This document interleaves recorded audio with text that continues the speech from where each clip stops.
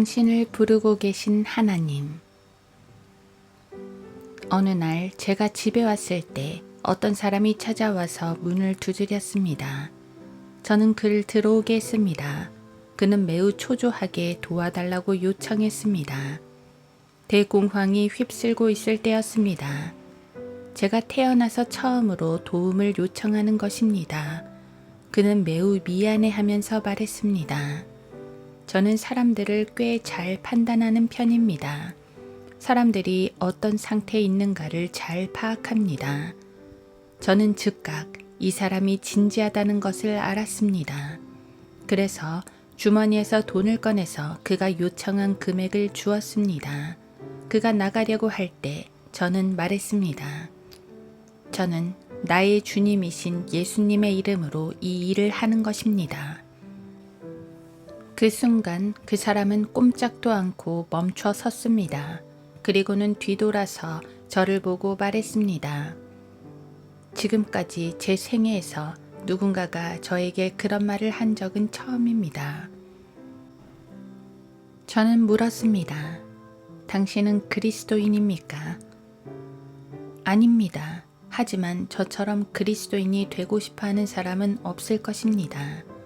5년 전에 제 소중한 어머님이 돌아가셨을 때 저는 그분의 침대 곁에 앉아서 어머니의 손을 잡고 어머니가 하시는 마지막 말씀을 들었습니다. 제이크야, 나를 하늘나라에서 만나겠다고 약속해다오. 저는 그분께 그렇게 하겠다고 약속드렸습니다. 그 후 5년 동안 저는 구원받기 위해 제가 알고 있는 모든 방법은 다 해보았습니다. 저는 제 죄들을 뉘우쳤습니다. 저는 기도했습니다. 울기도 했습니다. 하나님께 저를 구해달라고 간청하기도 했습니다. 하지만 저는 구원받을 수가 없는 것 같았습니다. 저는 말했습니다. 이봐요. 하나님께서는 당신 어머님의 기도에 응답하시려고 당신을 오늘 밤 저에게 보내신 것입니다. 앉으세요. 그러면 제가 당신에게 어떻게 구원받는지 가르쳐 드리겠습니다.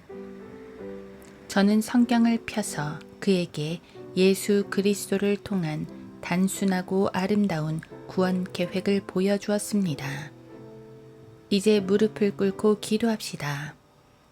저는 그의 옆에 앉아서 그의 어깨에 팔을 둘렀습니다. 몇 분 후에 그는 큰 소리로 기도하기 시작했습니다. 저는 그의 기도가 끝날 때까지 기다렸다가 그를 위해서 기도했습니다. 무릎 꿇은 채로 그는 자신의 죄들을 하나님께 고백했습니다. 저는 말했습니다.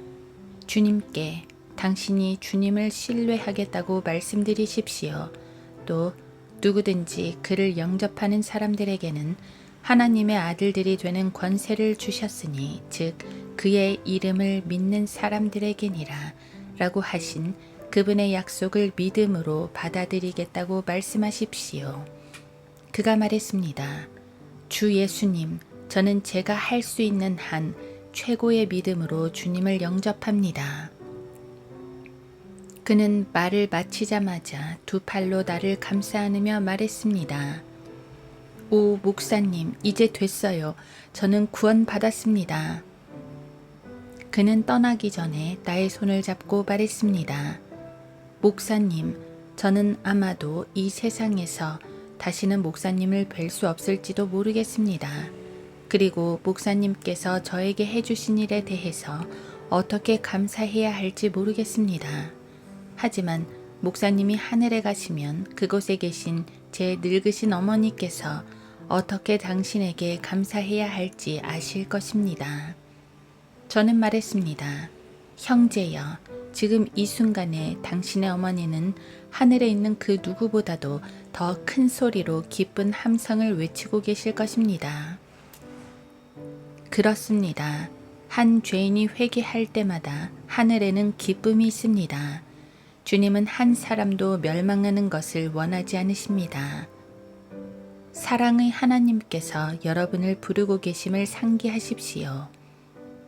삼위의 세 번째 인격이신 성령님께서 여러분을 찾으시고 부르시고 두드리시고 호소하시며 찔림을 주시고 그리고 예수 그리스도를 통해서 구원받도록 여러분을 인도하려 하고 계십니다.